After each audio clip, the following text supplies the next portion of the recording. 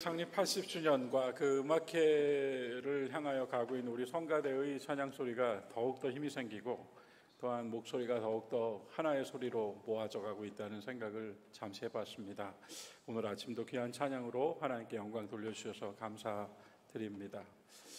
여러분, 때때로 어떤 드라마의 제목 같은 것들이 영감을 주기도 하는데요, 제 기억에 아주 특별한 느낌을 받았던 그런 드라마인가요? 그게 아마 드라마 같습니다. 그 제목이 뭐냐면 해를 품은 달. 여러분 기억하십니까? 해를 품은 달. 참 이게 의미 깊은 그런 표현 아닙니까? 해를 품은 달이다. 그것을 그대로 적용해서 가져와 볼 때 말 그대로 이 교회라고 하는 곳이 이 땅에서 무엇인가? 교회는 완성체가 아닙니다. 교회는 하나님 나라를 향하여 가고 있는 도상 위에, 과정 위에 있는 거죠. 항구를 향하여 가는 방주입니다. 그래서 교회가 무엇인가라고 할 때 그 해를 품은 달이라는 그 드라마의 제목을 한번 겹쳐서 본다면 하나님 나라를 품고 있는 교회죠. 여러분과 제가 함께하고 있는, 지키고 있는, 또한 우리가 신실하게 예배드리고 있는 이곳은 하나님 나라를 품고 있습니다. 해는 발광체죠. 해는 빛을 냅니다. 그러나 달은 발광체가 아닙니다. 달과 별은 빛을 갖고 있지 않습니다. 반사체죠. 우리는 우리 자체로 빛을 내는 것이 아닙니다. 우리는 반사합니다. 하나님께로부터 오는 영광의 빛, 은혜의 빛, 진리의 빛을 반사합니다. 반사하여 세상에 비춥니다. 그래서 하나님 나라를 품고 있는 교회, 우리들이 먼저 우리의 이 모임 속에서, 우리의 생활과 실천 속에서 끊임없이 주님의 은혜, 주님의 사랑을 비춰 나가는 겁니다. 성도는 누구일까요? 우리는 그저 한 사람의 국민이고 한 가족의 일원이며 그저 한 사람이라고 말할 수밖에 없는 작고도 작은 자이지만 교회는 우리를 성도라고 부릅니다. 물론 우리가 일상에서 함께 주고받을 땐 서로 믿음에 벗대어 교우라고 합니다마는 하나님께서는 저와 여러분을 성도라고 불러주세요. 목사, 장로, 권사, 집사 이전에 성도라고 불러주신다고요. 성도는 누구입니까? 성령을 품고 있는 사람입니다. 해를 품은 달이라는 드라마 제목이 그냥 제목이지만 이렇게 좀 영감이 찾아오더라고요. 우리는 바로 성령을 품고 있는 사람이어서 우리가 성도입니다. 자, 여러분, 이것을 전제로 해서 오늘 말씀, 오늘이 성령 강림 주간, 연중 교회력에서 가장 긴 주간이에요. 성령 강림 주간의 마지막 주일이 되었네요. 다음 주부터는 초록의 절기인 하나님의, 성부 하나님의 절기인 창조절이 시작됩니다. 성령 강림주 마지막 주일을 우리가 오늘 맞이하면서 한번 다시 한번 성령의 역사에 대하여, 우리가 처음 시작할 때 오순절 성령 강림이 불의 혀같이 임하였습니다, 이렇게 시작했는데 여러분과 제가 살면서 가끔씩 그런 생각해봐요. 내가 정말 성령의 사람인가? 내 안에 정말 성령이, 목사님 맨날 성령이 계신다고 하는데 내가 정말 내 안에 성령을 모시고 사는 사람인가? 내가 정말 믿음으로 사는 사람인가? 하는 생각이 들 수 있습니다. 대답은 여러분과 저는 앞서 제가 말씀드렸죠. 성령을 모시고 살고 있습니다. 하나님의 영이 우리 안에 있습니다. 우리는 성령의 사람이에요. 오늘 그 이야기를 한번 확인하려고 합니다. 신앙생활이라고 할 때, 일상생활이 아니라 신앙인으로 한 생을 산다고 할 때 그 전체로 하나님께서 나의 인생에서 무엇을 하시는가를 묻는다면 두 가지로 저는 대답하고 싶습니다. 하나는 나 자신을 알게 하시는 과정입니다. 하나님께서 하시는 일이, 하나님께서 내 삶에 간섭하시고 개입하시고 내 삶 속에서 기도하게 하시고 모든 일들 속에서 하시는 첫 번째 일은 나를 알아가게 하십니다. 또 하나 하시는 일은 하나님을 알아가게 하십니다. 그래서 나의 연약함, 나의 부족함을 가면 갈수록 알아갑니다. 경험이 더해지고 많은 것들이 내 시간에 함께 있었음에도 불구하고 그래서 나는 더욱더 하나님을 찾을 수밖에 없는 사람이라는 것을 알아가게 하십니다. 나의 연약함과 부족함을 알아가게 하신다면 그것으로 우리에게 너는 참 작은 자야 하고 끝내시는 것이 아니라 여러분, 동시에 그분이 얼마나 인자하시고 선하시며 오래 참으시고 사랑하고 계시는지를 알아가게 하십니다. 시편 23편의 6절처럼요. 결국 한 사람이 한 생을 다 살고 뒤를 돌아봤을 때 두 개의 단어가 남습니다. 나의 평생에 주님의 선하심과 인자하심이 나를 따르리니까 남습니다. 나의 앞날은 무엇입니까? 나는 아버지의 집에 영원히 살리로다입니다. 주님이 여러분과 저의 일상 속에서 무엇을 하시는가? 때로는 우리를 낭망하게 하지도, 우리가 그런 이야기 할 수 있죠. 우리를 왜 이런 고난 속에 던지셨을까? 여러분, 두 가지입니다. 나를 알게 하시고 주님을 알게 하신다. 우리 교회는 장로교회입니다. 장로교회의 신학 체계를 세운 스위스 제네바의 종교개혁자 장 깔뱅은 그의 명저, 이 기독교 사회의 명저 중에 하나인 기독교 강요라고 하는 그의 명저의 처음 시작을 하나님을 아는 지식과 인간을 아는 지식, 이렇게 시작했습니다. 하나님을 아는 지식과 인간을 아는 지식, 이 둘은 따로 떨어져 있는 것이 아니고 둘 중 어느 것이 더 중요하다고 말할 수 없다고 합니다. 하나님을 아는 지식과 인간을 아는 지식이 따로 떨어져 있는 게 아니고 이 둘 중에 무엇이 더 중하다라고 말할 수 없다. 오히려 이 둘은 상호 보완하고 같이 있다, 이렇게 말해요. 그러면서 이어지기를, 인간이 자기를 바로 보면 하나님도 바로 보이고 자기를 바로 알면 하나님도 바로 알게 된다. 반대로 말하면 자기를 바로 보지 못하면 하나님도 바로 보이지가 않는다는 거예요. 어느 날 다윗의 기도 한 줄이 또 저의 기도가 되어 있더라고요. 나의 지나간 날의 허물을 보지 마시고 기억하지 마시고 나의 은밀한 죄들을 주님께서 용서하시고 내가 모르고 짓는 죄가 있지 않은가 살펴주십시오. 사실은 죄의 행위라는 것이 알고 한 것보다도 그게 죄인 줄도 모르고 한 게 더 많습니다. 깨닫지 못하면, 알지 못하면 하나님을 찾을 수가 없습니다. 자, 여러분, 성령 주간의 마지막 주일, 성령의 역사라고 우리가 말할 때 그것을 우리가 가지고 있는 선입견과 어떤 그 말이 주는 느낌에 우리가 매이지 말고, 여러분과 제가 성도로서, 성령을 품고 있는 성도로서 성령께서 어떻게 일하시는가라고 할 때 저의 첫 번째 대답은 구하게 해주십니다. 성령께서 주시는 첫 번째 마음은 구하는 마음입니다. 구하는 마음이요. 그것이 그분이 일을 시작하시기 전에 우리 안에 담아주시는 마음입니다. 구하게 하셔요. 우리는 우리가 기도한다고 생각합니다. 아닙니다, 여러분. 성령께서 우리에게 기도하게 하십니다. 만일 우리가 기도한다고 할 때에는 우리의 기도마저도 습관이 되고 죽은 말이 될 수 있습니다. 하지만 정말 절절할 때, 하나님을 찾을 수밖에 없는 때, 기도를 담아주신 때는 우리가 진심으로 구하게 됩니다. 성령께서 일하시려고요.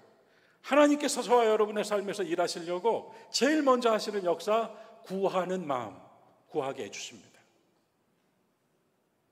제가 좋아하는 시인 중에 인도의 시인 타고르가 남긴 그런 식구 중에 이런 구절이 있습니다. 당신은 나를 끝없는 존재로 만들었습니다. 그것은 당신의 기쁨입니다. 이 부서지기 쉬운 그릇을 당신은 비우고 또 비워서 언제나 새로운 생명으로 채웁니다. 이 작은 갈대피리를 언덕과 골짜기로 가지고 다니며 당신은 그것에 끝없이 새로운 곡조를 불어넣었습니다. 제가 이 이야기 한번 해드린 적이 있는 것 같아요. 갈대피리요. 갈대피리는 피리 중에서도 가장 흔한 거겠죠. 갈대로 만든 거니까요. 근데 이 갈대피리라는 게 아무리 잘 만들어져 있어도 말입니다, 불어넣는 숨이 없으면 피리는 피리 소리가 나오지 않는 거죠. 우리가 제각각의 모양을, 사람 중에 똑같은 얼굴 없고 똑같은 사람 없듯이 우리가 제각각으로 작지만 한 생을 멋지게 삽니다. 그것을 두고 시인은 갈대피리라 그래요. 나는 갈대피리입니다. 하나님께서 이 갈대피리를 들고 언덕으로도 끌고 가시고 골짜기로도 끌고 가셔서 이리저리 끌고 다니시다가 하나님의 호흡을 불어넣어 주시니 갈대피리가 비로소 소리를 냅니다. 내가 정말 이것이 행복이 아니고 무엇이 행복일까? 난 너무나 기쁘다 라고 말하며 그렇게 소리내서 아무런 거리낌 없이 소리를 내봤던 적은 몇 번이나 있었을까요? 시인은 우리가 부서지기 쉬운 그릇이라고 합니다. 어디 하나 이빨만 나가도 속상해 견딜 수가 없죠. 우리 삶에 기스가 하나 나면 얼마나 후회와 아픔이 뒤따르는지요. 성령께서 하시는 두 번째 일, 저는 이렇게 말씀드리겠습니다. 이 그릇을 비우게 해 주십니다. 구하다와 비우다는 각각의 단어이지만 저는 하나로 연결되어 있다는 생각이 들어요. 여러분, 비워졌기 때문에 구하는 것입니다. 그 한 구석이 비었기 때문에 채우고 싶어서 구하게 되는 것이죠. 삶의 여러 모양들 속에서 우리는 하나씩 하나씩 비워나갑니다. 그릇이죠. 그렇게 비워진 자리를 비운 채로 두시는 것이 아니라 이전에 내가 채워놨던 것들이 사라졌기 때문에 그 안에 은혜와 진리와 사랑을 채워주신다는 것이 성경이 우리에게 가르쳐 주시는 복음 아닙니까? 오늘 우리는 열왕기하 4장 읽었습니다. 한 여인이 선지자를 찾아와서 간절히 구합니다. 이 여인은 남편을 잃었어요.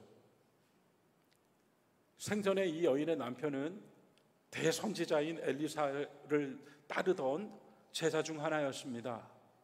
그런데 무슨 일인지는 모르지만 그가 세상을 떠난 거예요. 여인이 엘리사를 찾아와서 구합니다. 여러분, 저는 여기서 이 여인이 구하는 그 자체가 그 다음 나오는 이야기들로 봤을 때 구하는 것 그 자체가 제 모습이고 우리들 모습이란 생각해 봤습니다. 찾아와서 구하는데요, 뭐라고 이야기를 하는가 하면, 선생님, 내 남편이 얼마나 하나님을 경외하는 사람이었는지 선생님 잘 알고 계십니다. 그런데 남편이 세상을 떠나니 어려움이 찾아왔습니다. 빚이 있는데 빚을 갚지 못하니 빚쟁이가 찾아와서, 고대 사회는 그랬잖아요. 빚쟁이가 찾아와서 빚을 못 갚는 대신 두 아들을 종으로 끌고 가겠답니다. 이렇게 얘기를 했습니다. 그런 뉘앙스가 숨어 있지 않아요? 아버지는 하나님의 종이었는데 이놈의 돈 때문에 두 아들은 사람의 종, 세상의 종이 되게 생겼다 이 말입니다. 절박한 마음으로, 그러나 엘리사가 과연 무슨 뾰족한 수가 있겠어요? 이건 아주 현실적인 문제 아닙니까? 나 절박한 마음으로 엘리사를 찾아와서 이 얘기를 했어요. 엘리사가 곧바로 여인에게 말합니다. 내가 당신에게 어떻게 해주기를 바라십니까?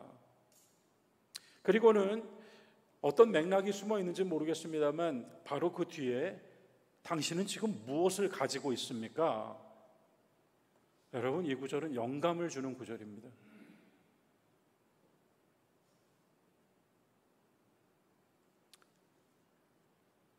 저는 이렇게 생각합니다. 우리 주님께서 저와 여러분에게 내가 너에게 무엇을 해주기 바라는가? 그러면서 동시에 그대는 무엇을 가지고 있는가? 라고 물으시는 것 같아요. 여인이 대답합니다. 저에게는 기름 한 병이 있습니다. 거기서 끝이 아니에요, 이 얘기가. 그 외에는 아무것도 없습니다. 그래서 이 구절에서 기름 한 병이랑 아무것도 없습니다가 같이 있습니다, 여러분. 대비, 뭔가 묘한 대비를 이루고 있죠. 기름 한 병이 있습니다. 아무것도 없습니다. 엄밀히 이 여인이 생각할 때 필요한 것은 물질이죠. 그러나 물질이 없기 때문에 이 여인은 아무것도 없습니다라고 말해요. 하지만 엘리사가 물었잖아요. 당신 뭘 갖고 있습니까? 거기에 대해서는 기름 한 병 갖고 있습니다라고 대답했어요. 이어지는 스토리는 기적이죠. 우리가 대개 이 열왕기하 4장의 이 대목을 읽을 때는 기적의 포인트를 맞추게 됩니다. 야, 이런 일이 있다니. 이거 마치 신약 성경에서 우리가 보는 오병이어 같아요. 어떤 일이 일어났습니까? 엘리사가 먼저 이렇게 요청을 했죠. 두 아들을 데리고 나가서 이웃집을 찾아가 그릇이란 그릇은 다 모아오십시오. 모아온 다음에 그 그릇들을 가지고 방 안으로 들어가서 문을 걸어 잠그십시오. 아, 이게 뭘까요? 문을 걸어 잠그다. 문을 닫고 하라. 저 이것도 이렇게 생각해 봤어요. 하나님과 나의 문제예요. 세상 탓, 남 탓, 누구 탓, 부모 탓, 누구 탓할 게 아니에요. 하나님과 나의 문제로 이 문제에 한번 찾아가 들어가 보자는 의미가 아닐까요? 문을 닫고 해라. 이 역사는, 성령의 역사는, 하나님의 역사는, 하나님의 간섭과 개입은, 하나님의 일하심은 하나님과 나의 관계 안에 있는 것이다라고 하는 거죠. 문을 닫고. 그래서 여인이 하나밖에 없는 그 기름 한 병을 말씀대로, 엘리사가 말한 대로 붓기 시작했습니다. 부었더니 그릇 하나를 가득 채웠는데 기름이 안 떨어져요. 또 다른 그릇에 부었더니 기름이 안 떨어져요. 계속 붓는 거예요. 기름이 안 떨어져요. 가지고 온 그릇만큼 채워지는 거예요. 그 다음 스토리는 그 그릇을 가지고 그 기름을 팔아 가지고 빚도 갚고 너도 살아라 이러고 끝났죠, 이야기가. 그래서 이거 오병이어랑 비슷해요. 계속 주니까 계속 먹어요. 메시지, 기적만 보는 게 아니라 메시지, 이 말씀, 이 스토리가 담고 있는 메시지 우리가 좀 생각해 보려고 합니다. 기름은 무엇이며 그릇은 무엇인가? 보통 성경에서 기름 그러면요, 신약 성경에서 계시록까지 전체로 기름 그러면 항상 성령이 나오죠. 여러분, 전 이것을 이렇게 적용해 봤습니다. 나 지금 아무것도 없어요. 내 현실적인 문제를 해결할 수 있는 가진 게 없어요. 아무것도 없어요. 그 문제를 바라보면, 그 문제를 보면, 그런데 주님을 바라보니 나에게 기름 한 병이 있어요. 내 믿음 한 조각이 있어요. 내 안에 성령님이 계셔요. 주님의 영이 계셔요. 이게 기름 한 병이더라고요. 나 아무것도 없는데 이거 하나 있습니다. 여러분과 제가 뭐가 다릅니까? 세상 사람이랑 아무것도 없어요. 그러나 나에겐 기름 한 병이 있어요. 그래서 그릇을 이렇게 해석해 봅니다. 아까 부서지기 쉬운 그릇, 인생이라 그랬잖아요. 사랑하는 교회 여러분, 이 스토리의 마지막부터 읽고 얘기할까요? 6절, 4장 6절 우리 같이 한 목소리로 읽어보겠습니다. 함께 읽읍시다. 그릇에 다 찬지라 여인이 아들에게 이르되 또 그릇을 내게로 가져오라 하니 아들이 이르되 다른 그릇이 없나이다 하니 기름이 곧 그쳤더라. 요거요. 잘 봐주십시오. 그대로 자막 놔주세요. 그릇은 남아있는데 기름이 떨어진 게 아니었습니다. 그릇이 더 없어졌을 때 기름이 끊어졌대요. 이렇게 썼다니까요. 이 본문이 이렇게 쓰여 있어요. 기름이 떨어져서 멈춘 게 아니라 그릇이 떨어져서 기름이 멈췄습니다.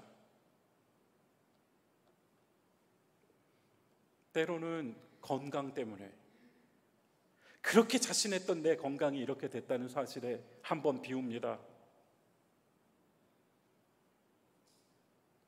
때로는 가족들 때문에 그렇게 믿었는데 이것밖에 안 되다니 하고 또 비웁니다. 때로는 인간관계 때문에 내가 그렇게 너에게 잘해줬는데 나한테 이렇게 할 수 있는가 하고 또 비웁니다. 사랑하는 여러분, 저는 이 그릇을 이렇게 읽었습니다.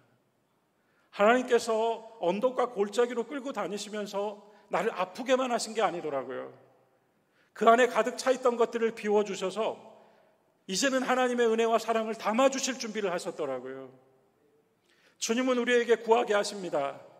여러분과 제가 기도하고 있습니다만은 여러분과 제가 성도인 것은 우리는 구하는 마음을 얻었다는 것입니다. 그리고 주님은 우리에게 끊임없이 이 삶의 순간순간마다 세상에서는 그것을 실패라고 말하고 세상에서는 그것을 낙오라고 말할지 모르지만 우리 주님의 눈에는 그것이 내 삶의 또 한 자리를, 내 마음의 또 한 자리를 비워주신 거예요. 거기서 우리의 기름 한 병은 역사합니다. 우리의 믿음은 거기서 역사를 해요. 그러므로서 이 법칙의 세 번째는 구하게 하신 성령님, 비우게 하신 성령님, 주님께서 나의 인생에서 그렇게 비우게 하신 거라면 그 비운 자리는 주님께서 채워주신다는 믿음이에요. 이것이 성령 충만입니다. 성령 충만이라는 단어가 주는 느낌과 이미지에 매이지 마십시오. 여러분과 저는 날마다 성령 충만입니다. 날마다 우리는 구하고 있고요, 날마다 우리는 매 경험들 속에서 비우고 있습니다. 사실은요, 나 비웠어, 나 마음 비웠어 하지만 우리 못 비워요. 정말 그 상황과 환경을 통하여 주님께서 비우게 하시더라고요.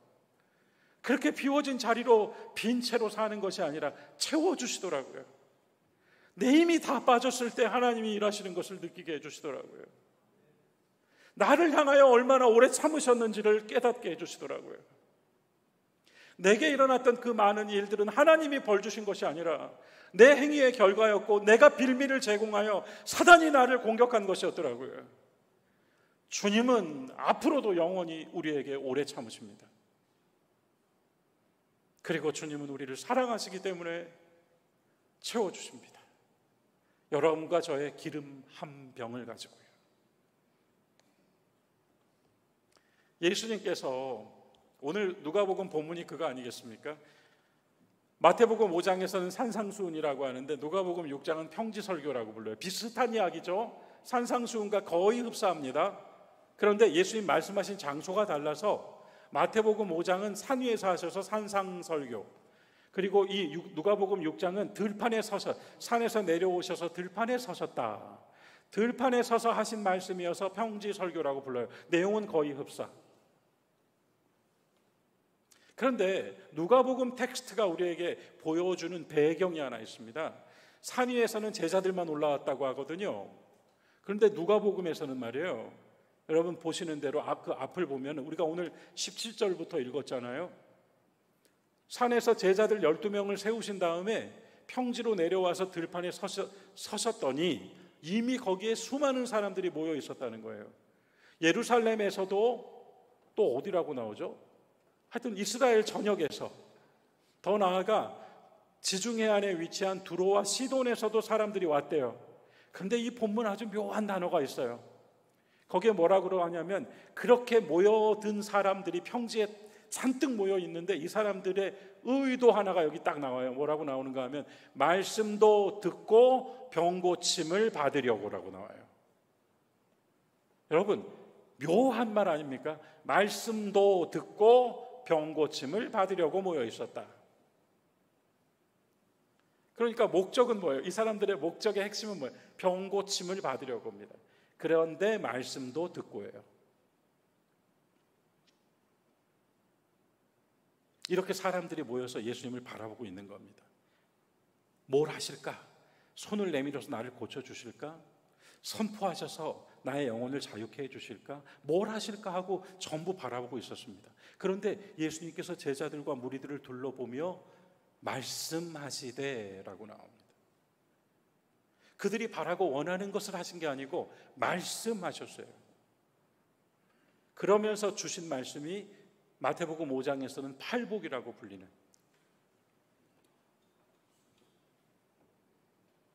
그들은 자신들의 필요가 있잖아요.